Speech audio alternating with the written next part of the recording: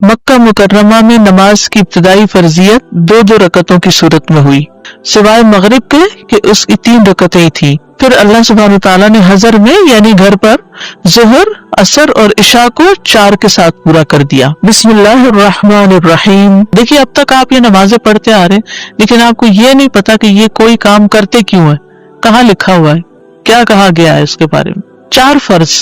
انس رضی اللہ عنہ سے روایت ہے، انہوں نے کہا میں نے نبی صلی اللہ علیہ وسلم کے ساتھ مدینہ میں ظہر کی 4 رکعات ادا کی اور ذوالحلیفہ میں 2 رکعات ادا کی۔ مدینہ میں 4 اور ذوالحلیفہ میں 2، وہ کیوں؟ قصر تھی۔ میں نے سوچا شاید آپ یہ سوچ رہے ہوں کہ کسی شہر میں کم اور کسی میں زیادہ۔ فرض سے پہلے 4 سنتیں۔ حضرت عائشہ سے روایت ہے نبی صلی اللہ علیہ وسلم ظہر سے پہلے 4 سنتیں اور نماز فجر سے پہلے 2 سنتیں کبھی نہیں چھوڑتے تھے۔ زوال کے بعد یہ رکعات پڑھنے کی اہمیت، یعنی فوراً بعد۔ عبداللہ بن صائب رضی اللہ عنہ سے مروی ہے کہ نبی صلی اللہ علیہ وسلم زوال کے بعد ظہر کی نماز سے پہلے 4 رکعتیں پڑھتے تھے اور فرماتے تھے کہ اس وقت آسمان کے دروازے کھول دیے جاتے ہیں، اس لیے میں چاہتا ہوں کہ اس وقت کوئی نیک عمل آگے بھیجوں۔ تو نماز سے زیادہ کیا نیک عمل ہو سکتا ہے؟ پھر آسمان کے دروازے کھلتے ہیں اس وقت، دعائیں قبول ہوتی ہیں اس وقت۔ سحری میں نماز پڑھنے کے برابر عمل ہے۔ جو شخص رات کو نہ جاگ سکتا ہو تو وہ دن کے نوافل پڑھ لے۔ ابو صالح مرفوعاً اور مرسلاً دونوں طرح بیان کرتے ہیں کہ رسول اللہ صلی اللہ علیہ وسلم نے فرمایا نماز ظہر سے قبل 4 سنتیں سحری کے وقت کی نماز کے برابر ہو جاتی ہیں۔ یعنی ظہر سے پہلے کی 4 سنتیں آپ یوں سمجھے کہ تہجد ہیں آپ کے، اتنا اجر ہے ان کے پڑھنے کا۔ اگر ہم رات کو نہیں پڑھ سکتے تو دن کو تو پڑھنے کا اہتمام کریں نا۔ جنت میں محل بننا۔ نبی صلی اللہ علیہ وسلم نے فرمایا جس نے نماز چاشت کی 4 رکعات اور ظہر سے پہلے 4 رکعات پڑھی اس کے لیے جنت میں گھر بنایا جائے گا۔ چاشت کی 4 اور ظہر سے پہلے 4۔ پھر ہے فرض کے بعد 4 رکعات پڑھنے کا جواز اور اس کی فضیلت، یعنی ظہر کی سنتیں ہو گئی فرضوں سے پہلے، پھر فرض پڑھے، فرض کے بعد کیا پڑھیں گے؟ 4 اور رکعتیں۔ نبی صلی اللہ علیہ وسلم نے فرمایا جس نے نماز چاشت کی 4 رکعات اور ظہر سے پہلے 4 رکعات پڑھی اس کے لیے جنت میں گھر بنایا جائے گا۔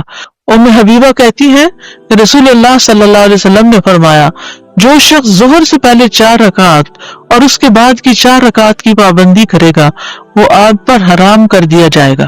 ظہر کے بعد کیا پڑھتے ہیں عام طور پر لوگ؟ 2 سنت مؤکدہ پڑھتے ہیں اور 2 نفل پڑھتے ہیں۔ بیسیکلی نفل یا سنت ایک ہی چیز ہے۔ اس حدیث میں ظہر سے پہلے بھی 4 رکعات کا ذکر ہے اور اس کے بعد بھی، ٹھیک ہے؟ اور بچپن سے یہ پڑھتے آ رہے ہیں نا 12 رکعتیں ظہر کی، ٹھیک ہے نا؟ لیکن اگر کوئی آخری 2 رکعتیں نہیں بھی پڑھتا اور صرف 12 بنانے کے لیے ظہر کی 6 رکعتیں صرف سنت پڑھتا ہے تو بھی کافی ہے۔ اور اس میں کوئی شک و شبہ نہیں کہ 4 رکعت 2 رکعت سے زیادہ کامل ہے، یعنی اگرچہ اجازت ہے 2 پڑھنے کی بھی لیکن 4 بہتر ہے۔ اگر انسان ظہر کے بعد 4 رکعت ادا کرے تو یہ زیادہ افضل ہے ظہر کے بعد۔ اگر وہ ظہر کے بعد کی 2 رکعت اور ظہر سے پہلے کی 4 رکعت کی حفاظت کرے تو اس طرح وہ سنت مؤکدہ کو ادا کرنے والا ہوگا۔ یہ وہ رکعت ہیں کہ جو ان کی ہمیشہ حفاظت کرے گا اس کے لیے جنت میں گھر بنایا جائے گا۔ اسی میں یہ بھی ہے کہ جو آدمی ظہر سے پہلے 4 رکعت اور بعد میں 4 رکعت پر دوام کرے گا اس پر آگ حرام کر دی جائے گی۔ بس یہ حدیث ظہر سے پہلے کی 4 رکعت اور اس کے بعد کی 4 رکعت پر فضیلت کرتی ہے۔ کون سی حدیث ہے؟ جو ان کی حفاظت کرے گا اس کے لیے جنت میں گھر بنا دیا جائے گا۔ فرض سے پہلے اور بعد میں 2 رکعت پڑھنے کا جواز بھی ہے، 4 کی بجائے 2 بھی پڑھ سکتے ہیں، 2 پہلے 2 بعد میں۔ ایک صورت کیا ہے؟ 4 پہلے 4 بعد میں۔ کس کے بعد میں؟ ظہر کے فرض کے بعد میں۔ اور ایک کیا ہے؟ 2 پہلے 2 بعد میں۔ عبداللہ بن عمر رضی اللہ عنہما سے روایت ہے انہوں نے کہا میں نے رسول اللہ صلی اللہ علیہ وسلم کے ساتھ ظہر سے پہلے 2 رکعتیں ظہر کے بعد 2 رکعتیں ادا کی ہیں۔ سنتوں کو 2 کر کے پڑھنا۔ ابن عمر رضی اللہ عنہما سے روایت ہے کہ نبی صلی اللہ علیہ وسلم نے فرمایا رات اور دن کی نماز 2 رکعت ہے۔ سنتوں میں لمبا قیام کرنا۔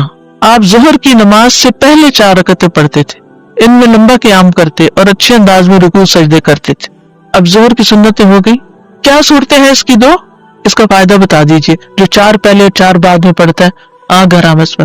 اور جو شخص 4 پہلے پڑھتا ہے 2 بعد میں پڑھتا ہے along with other فجر اور مغرب عشاء کی سنتوں کے ساتھ ٹوٹل 12 کر کے اس کی جنت واجب. ایک جنت کو واجب کر رہی ہے چیز اور ایک آگ سے بچا رہی. عصر کی رکعات کی تعداد. عصر کی نماز اب 4 فرض. صاحب بن یزید سے مروی ہے، وہ کہتے ہیں کہ ظہر اور عصر کی نماز 2 رکعت فرض کی گئی تھی تو صحابہ ظہر کے بعد 2 رکعت اور عصر کے بعد 2 رکعت ادا کرتے تھے. جب ظہر اور عصر کی نماز 2 رکعت تھی نا تو صحابہ کیا کرتے تھے؟ ظہر کے بعد بھی 2 رکعت پڑھتے تھے اور عصر کے بعد بھی 2 رکعتیں پڑھا کرتے تھے. اتنی بات سمجھ آ گئی؟ اوکے. پھر ان پر ظہر کی 4 رکعت اور عصر کی 4 رکعت فرض کر دی گئی. یہ پیچھے بھی گزر چکی ہے نا بات. جب ان پر 4 رکعتیں فرض کر دی گئی تو انہوں نے 2 نفل رکعتیں پڑھنی چھوڑ دی. عصر کے بعد کے 2 نفل چھوڑ دیے. فرض سے پہلے 4 رکعت کی فضیلت. فرض سے پہلے 4 رکعت کی فضیلت. یہ کون سے فرض ہیں؟ عصر کے. ابن عمر سے مروی ہے، انہوں نے کہا کہ رسول اللہ صلی اللہ علیہ وسلم نے فرمایا اللہ اس شخص پر رحم فرمائے جو عصر سے پہلے 4 رکعتیں پڑھے. عصر سے پہلے 4 رکعتیں پڑھنے والے کے لیے کیا ہے؟ اللہ کی رحمت. جی. عصر کے بعد چھوٹی ہوئی نماز پڑھنے کا جواز. کون سی نماز چھوٹی ہوئی؟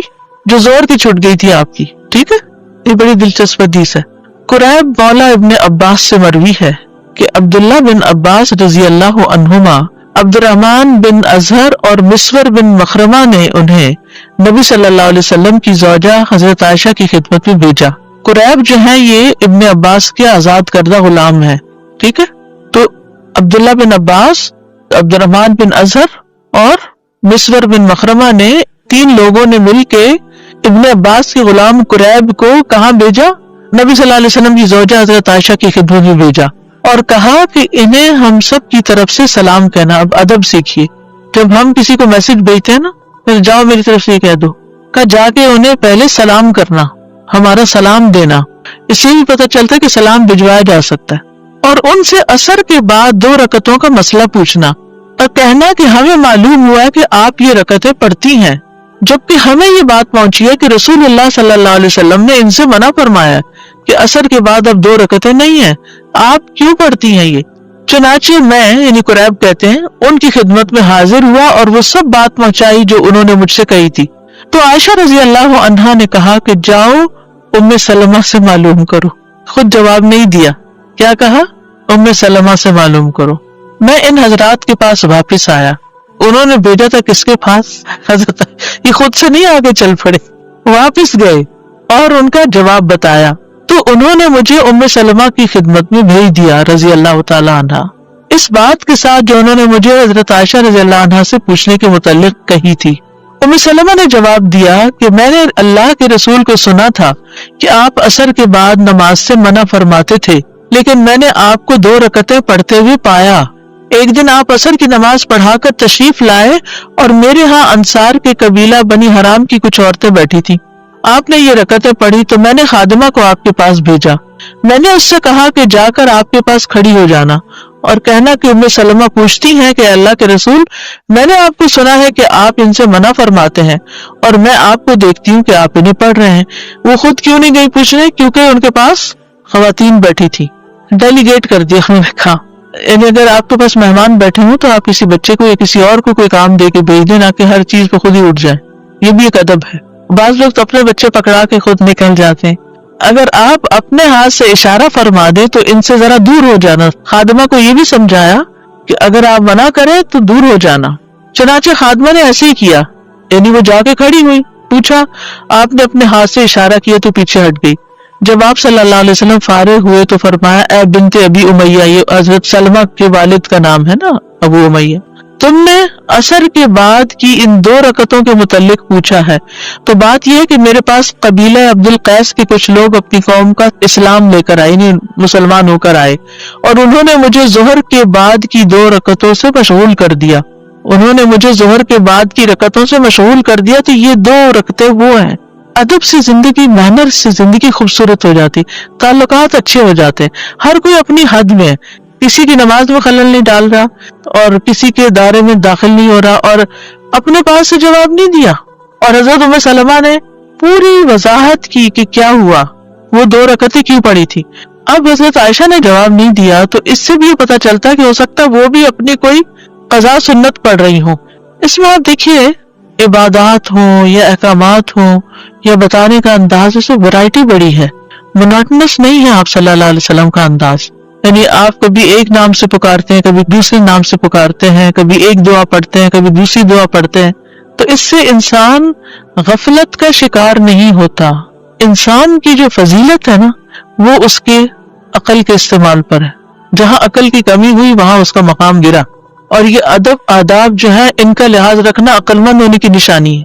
بے ادب بے نصیب.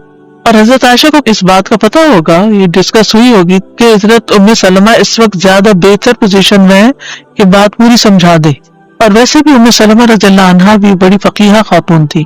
امام ابن القیم نے لکھا کہ اگر ان کے فتاوی کو اکٹھا کیا جائے تو کتاب بن جائے.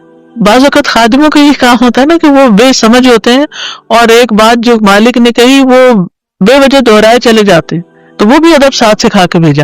اس سے تربیت کا پتہ چلتا ہے. سنن ابی داؤد 1275 ہے حدیث کا نمبر ہے. تو عصر کی نماز کتنی ہوئی؟ 4 سنت غیر مؤکدہ. فائدہ کیا ہے اگر کوئی پڑھے تو؟ جی اللہ کی رحمت ہوگی اس پر. یاد رکھیے کہ اگر آپ 4 نہیں بھی پڑھ سکتے نا، مسجد میں ہے، اذان ہو گئی ہے، تو اذان کے بعد 2 رکعتیں بھی پڑھ سکتے ہیں. عصر کی اذان کے بعد 2 رکعتیں پڑھ کے بھی آپ امام کے ساتھ شریک ہو سکتے ہیں. مغرب کی رکعات کی تعداد 3 فرض. عبید اللہ بن عبداللہ بن عمر نے خبر دی کہ ان کے والد نے کہا رسول اللہ صلی اللہ علیہ وسلم نے مزدلفہ میں مغرب اور عشاء کی نمازیں جمع کی. ان دونوں کے درمیان کوئی نفل نماز نہ تھی. آپ نے مغرب کی 3 رکعتیں ادا کی اور عشاء کی 2 رکعتیں ادا کی. تو اس سے کیا پتہ چلتا ہے کہ 3 کو 2 نہیں کیا، 3 ہی پڑھی. فرض سے پہلے 2 سنتیں. عبداللہ مزنی رضی اللہ عنہ سے روایت ہے کہ نبی صلی اللہ علیہ وسلم نے فرمایا مغرب سے پہلے 2 رکعتیں ادا کرو. تیسری مرتبہ فرمایا جو چاہے پڑھے. یہ اس لیے فرمایا کہ کہیں لوگ اس کو سنت موقدہ نہ بنا لیں. انس بن مالک سے روایت ہے، انہوں نے فرمایا کہ رسول اللہ صلی اللہ علیہ وسلم کے زمانے میں مؤذن آذان دیتا تو لوگ مغرب سے پہلے 2 رکعت سنت پڑھنے کے لیے اس کثرت سے کھڑے ہو جاتے، محسوس ہوتا اقامت ہو گئی. یعنی اتنے حریص تھے، اگرچہ لازم نہیں تھی پڑھنی پھر بھی لوگ پڑھتے تھے. انس بن مالک کہتے ہیں ہم مدینہ میں ہوتے تھے، جب مؤذن مغرب کے لیے اذان دیتا تو لوگ ستونوں کی طرف لپکتے اور 2 رکعتیں پڑھتے تھے. حتیٰ کہ ایک مسافر مسجد میں آتا تو ان رکعتوں کو پڑھنے والوں کی کثرت دیکھ کے یہ سمجھتا مغرب کی نماز ہو چکی ہے. یعنی اتنے شوق سے پڑھ رہے ہوتے تھے لوگ. فرض کے بعد 2 سنتیں. حضرت عائشہ سے روایت ہے، انہوں نے فرمایا کہ نبی صلی اللہ علیہ وسلم مغرب کی نماز ادا فرماتے، پھر میرے گھر تشریف لاتے اور 2 رکعت ادا فرماتے. سنت کہاں آ کر پڑھتے تھے؟ گھر میں. رافع بن خدیج سے روایت ہے، انہوں نے فرمایا اللہ کے رسول ہمارے ہاں یعنی بنو عبد الاشہل کے محلے میں تشریف لائے. آپ نے ہماری مسجد میں ہمیں مغرب کی نماز پڑھائی، پھر فرمایا یہ 2 رکعتیں اپنے گھروں میں پڑھا کرو. ان رکعات میں قرات. عبداللہ بن مسعود سے روایت ہے کہ نبی صلی اللہ علیہ وسلم مغرب کی نماز کے بعد کی 2 رکعتوں میں قل یا ایھا الکافرون اور قل ھو اللہ احد پڑھتے تھے. ٹھیک ہے. عشاء کی رکعات کی تعداد 4 فرض. زوجہ نبی صلی اللہ علیہ وسلم عائشہ رضی اللہ تعالی عنہا سے مروی ہے، انہوں نے کہا کہ رسول اللہ صلی اللہ علیہ وسلم پر مکہ مکرمہ میں نماز کی ابتدائی فرضیت 2 رکعتوں کی صورت میں ہوئی، سوائے مغرب کے کہ اس کی 3 رکعتیں تھیں. پھر اللہ سبحانہ تعالیٰ نے حضر میں یعنی گھر پر ظہر، عصر اور عشاء کو 4 کے ساتھ پورا کر دیا. فرض کے بعد 2 رکعت.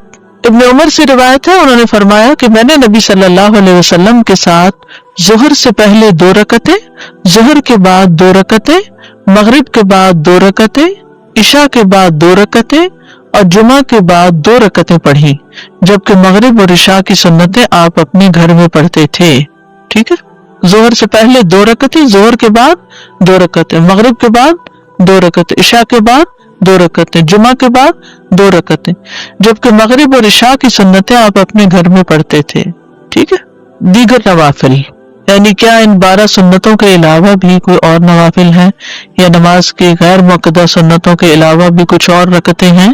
عاصم بن زمرہ السلولی سے روایت ہے، انہوں نے فرمایا کہ ہم نے علی رضی اللہ عنہ سے رسول اللہ صلی اللہ علیہ وسلم کے دن کی نفلی نماز دریافت کی کہ دن میں آپ کون سے نفل پڑھتے تھے. انہوں نے فرمایا تم ان کی طاقت نہیں رکھتے تم اتنے نوافل نہیں پڑھ سکتے.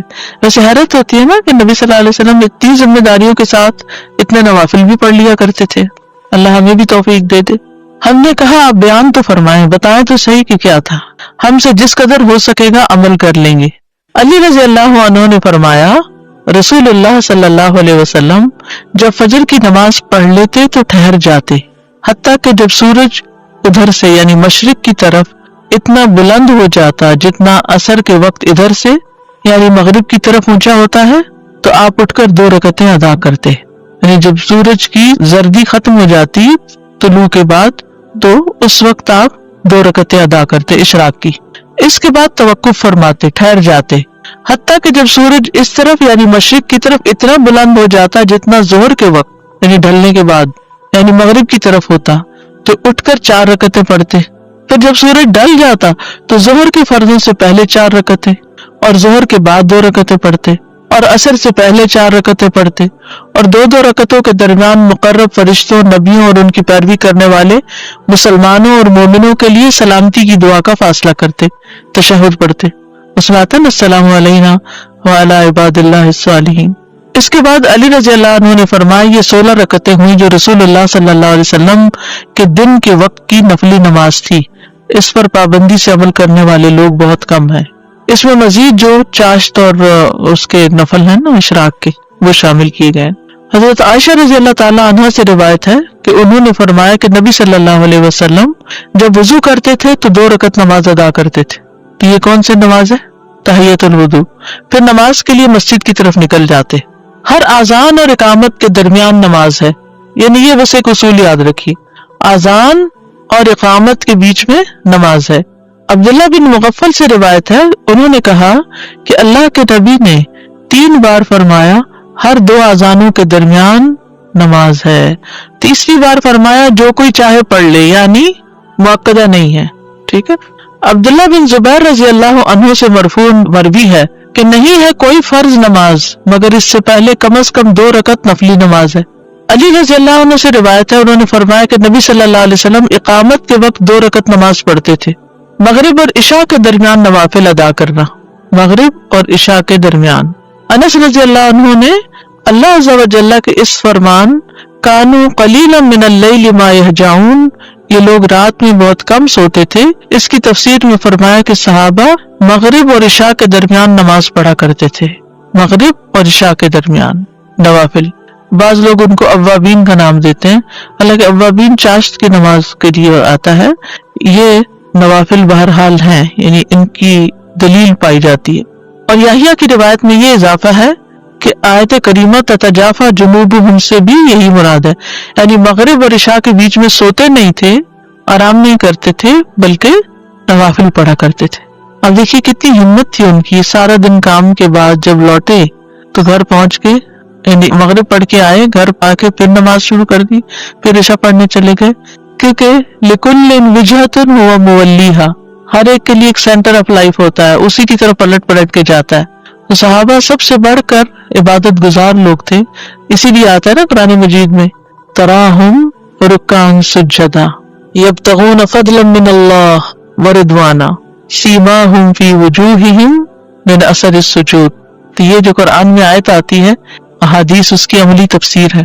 ہماری زندگی میں سب سے کم امپورٹنس اگر کسی چیز کو ہے، اوورآل اجتماعی طور پہ بات کر رہی ہوں، وہ نماز ہے. بے دھڑک شادیوں میں گئے ہیں نماز کی پرواہ نہیں، فوتگی میں گئے نماز کی پرواہ نہیں، سفر میں ہے نماز کی پرواہ نہیں. لیسٹ بادریشن ہے نماز کے بارے میں، بس ٹھیک ہے پڑھ لی تو پڑھ لی، نہیں تو کوئی بات نہیں، جب جی چاہ قضا کر، سوتے پڑے رہ گئے کوئی بات نہیں. تو اس سے پھر ہمیں پتہ چلتا ہے کہ ہمارے اندر سینس آف ریسپانسبلٹی کتنی ہے. انسان کی کامیابی اس وقت تک ہو نہیں سکتی جب تک کہ وہ غفلت سے نہیں نکلتا. فَوَيْلٌ لِّلْمُصَلِّينَ الَّذِينَ هُمْ عَنْ صَلَاتِهِمْ سَاهُونَ، اور خصوصاً نماز کے بارے میں غفلت جب تک نہیں چھوڑتے. اور ایک حقیقت ہے کہ جو نماز کے بارے میں فکر مند ہوتا ہے نا، وہ اپنے باقی فرائض کے بارے میں بھی فکر مند ہوتا ہے، کیونکہ یہ فکر مندی اس کی عادت بن جاتی ہے کہ مجھے اپنی ذمہ داریاں پوری کرنی ہے، اپنی رسپانسبلٹیز نبھانی ہے. اللہ سبحانہ تعالیٰ نے ہم پر کوئی ایسی چیز لازم نہیں کی کہ جو ہمارے بس میں نہ ہو. لا یکلف اللہ نفسا الا وسعها. ہم فارغ ہوتے ہیں تو کیا کہتے ہیں؟ بور ہو رہے ہیں، کچھ سمجھ ہی نہیں آتا کیا کریں، کوئی کرنے کا کام ہی نہیں ہے. خاص طور پر اگر کہیں سفر پہ گئے ہیں یا کسی ایسی جگہ پر ہیں جہاں اب اپنی روٹین سے الگ ہیں. کچھ لوگ ہوتا ہے نا کہ وہ روٹین کے اندر بندھے ہوئے ہوتا ہے، اس کے ساتھ چلتے رہتے ہیں، جو روٹین کھلی پھر اس کو سمجھ نہیں آ رہا اب کیا کریں خود. لیکن نماز کی طرف تو دھیان ہی نہیں جاتا کہ چلے نوافل ہی ادا کر لیتے ہیں. دن کے نوافل بھی ہیں، رات کے بھی ہیں. ہمارے کلچر میں نماز کم ہے، فرض کی ادائیگی ہی کم ہے، نوافل تو دور کی بات ہے. وہ اسلام ہماری زندگیوں میں داخل نہیں ہے نا. ادخلوا فی السلم کافہ والی بات نہیں ہے.